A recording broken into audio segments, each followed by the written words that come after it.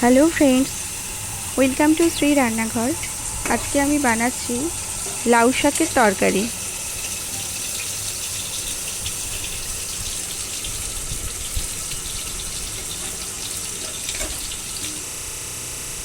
এর জন্য আমি প্রথমে লাউ ডাঁটা, আলু, বেগুন, শাক সমস্ত কেটে ধুয়ে নিয়েছি। এবার কড়াইতে তেল দিয়ে আমি একটু কালো জিরে ফোড়ন দিয়ে দিলাম, আর দিলাম দুটো কাঁচা লঙ্কা।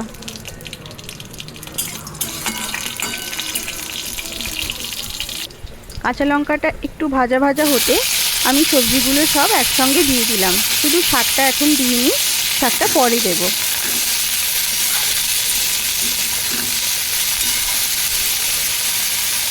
ভালো করে একটু কষিয়ে নিচ্ছি।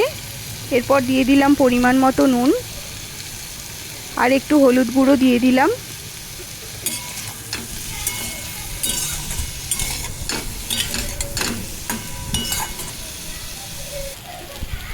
সবজিগুলো কষানো হয়ে গিয়েছে, এবার আমি শাকটা দিয়ে দিচ্ছি। শাকটা দিয়ে ঢাকা দিয়ে আরও বেশ কিছুক্ষণ আমি কষিয়ে নিচ্ছি। এরপর আমি একটু সর্ষে বেটে রেখেছিলাম, সেটা আমি এই শাকের ওপর ঢেলে দিলাম। ঢেলে দিয়ে একটু নাড়াচাড়া করে পরিমাণ মতো জল দিয়ে দিচ্ছি। এই সময় আমি নুনটাও ভালো করে দেখে নেব, আর সামান্য পরিমাণে একটু চিনিও দিয়ে দিয়েছিলাম।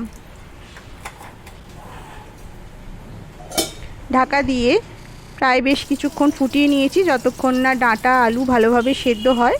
এটা একদম সেদ্ধ হয়ে গিয়েছে, রান্নাটাও হয়ে গিয়েছে। আমি বাটিতে এটা ঢেলে নিচ্ছি। তো বন্ধুরা, রেসিপিটা কেমন লাগলো কমেন্ট করে জানাবেন।